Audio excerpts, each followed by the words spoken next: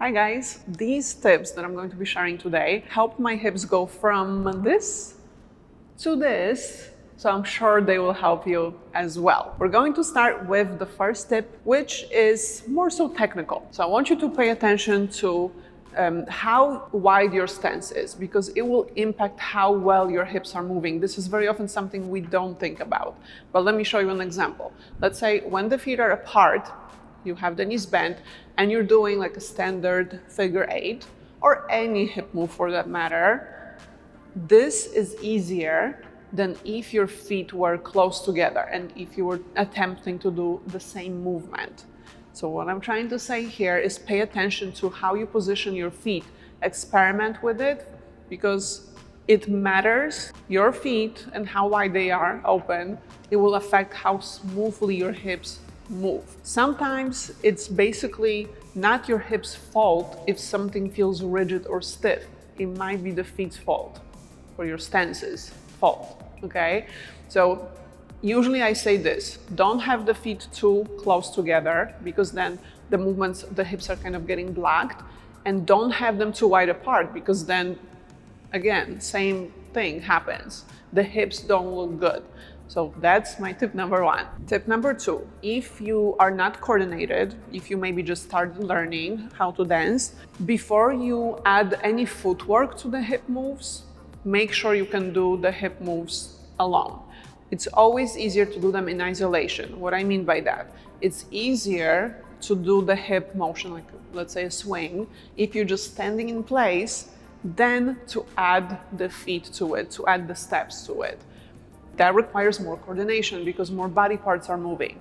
So if you're not comfortable swinging the hip side to side, if you cannot make this movement look nice and smooth, there's no chance you'll be able to do more with the body and make it look smooth or like easy, seamless as well. I would always start with the isolation, practice just the hips. Once you're good with the hip motion, then you can gradually add stuff to it. And it applies to footwork, but it also applies to arms. If, let's say, you are doing a movement with the hips, but you're not very confident with it, no matter what arm moves you're going to add, it will require more thinking. Like you're going to look more focused and not, like you can just do the movement naturally and enjoy it. Once you have a nice hip movement, then you can start working on the arms and doing more than one thing at a time. And not only that, if you add the footwork to the hip moves, you have to also usually have good rhythm, because the hip motions, we can do them to anything in a song. It doesn't matter if it's vocals, melody, we can do the movements continuously. We don't have to pay attention to where the beat is. We don't have to match the moves to anything specific. But when you're adding the footwork, even if it's like a simple 2-step, usually any step, any footwork has to be matched to the beat. So the danger here is if you don't have rhythm, but you're doing what I just did, a dip with a 2-step, let's say, and you're not doing it correctly with the music, guess what? Doesn't matter how smooth your hips are, you will still look bad because you will be dancing incorrectly. You see what I mean? So if you're just starting out, if you have like a party coming up and you want to be on the dance floor for a bit, I would stick to just moving the hips without adding anything extra, just so you can focus on one thing at a time. So much easier. Tip number 3, and I think this is my favorite one because it's so simple and a lot of people don't realize how much easier they can make dancing if they only use that. Connecting the moves that are similar to each other. For example, if let's say I know a hip roll, what I would do is instead of adding a totally different movement or moving a totally different body part, I would stay with the hip roll and I would just change one detail about it. For example, I would add shifting weight side to side as I'm rolling the hip. I would change levels. It's so easy to transition between the moves that are similar to each other, okay? So I just created 3 moves out of 1, just like that, right? So again, movement in place, just regular hip roll. Then I'm just going to shift side to side, standing on one leg, shifting to the other leg, makes it look totally different. And then the last thing I did was changing levels, dropping lower and then coming up. See, very easy to do so. Instead, what I see a lot of beginners do is, let's say they do a movement with the hips, let's use a hip roll, but then they would move the feet, right? Then they would do totally different movement with the hips, and then more footwork or bouncing. That also breaks the smoothness. Not only you're making it harder for yourself, throwing in all those different moves that don't have anything in common, which is messing up your transitions and may mess up your rhythm. You also breaking the smoothness, right? Because if you put all the hip moves together, that will make you look smoother dancing than you're doing something smooth, then bouncy, then smooth, sexy, then bouncy. Like, don't do that. And one more thing, this is crucial. This is what I used to do with my clients. This exercise will change how you're doing any hip move forever. But use it. Trust me, it will work. I'm going to show you with the music. Basically, what I'm going to do is I'm going to kind of exaggerate the movement, make it more out there, like make it kind of not appropriate for the dance floor, so to speak. Then I'm going to tone it down to find kind of like in between version of it.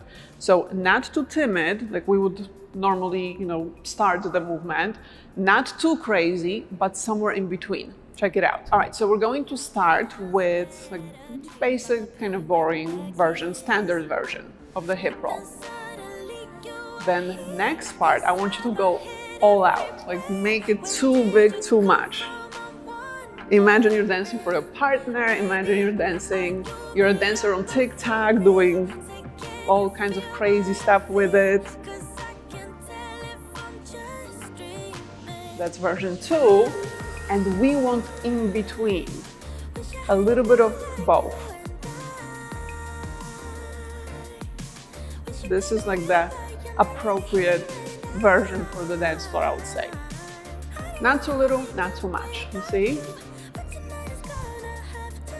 Let's try it with one more move. I'm gonna do maybe a dip, feet close. One basic version, regular, low energy, just going through the motion. Then exaggerated, I'm gonna make it bigger, add the arms, feel myself. You really have to go crazy with this one.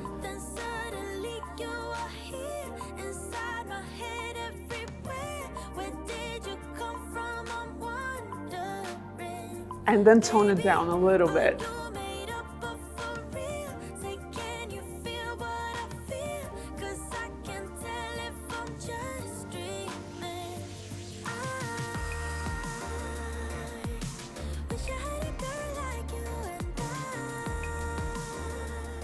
And you see how I made this movement, how I took it to the next level. You noticed I was smiling, I was adding more energy, I was moving the arms more. This is something that you can use to exaggerate the movement before you find this like in-between version. Even lip syncing, that's another thing that adds energy to the motion. And once we apply these tips, you can see my client here. Like she went from kind of doing boring movements, not being very confident, not looking confident dancing, to looking so much different. You see, just by applying those little things that are pretty simple to apply, I would say. So try it out. Let me know in the comments, did it work? Like which ones were you able to do? Which tips helped your hips move better? I'm so curious to see. And if you want my personalized help, if you want to learn with my feedback, my step-by-step process that helped thousands of adults go from the sidelines onto the dance floor, link to work with me is below this video. I'm going to put it in the description and also in pinned comment, so we can chat and we can get you dance floor ready and we can get your hips moving. Thank you so much for watching this video, guys. I will see you very, very soon in my next tutorial. Bye.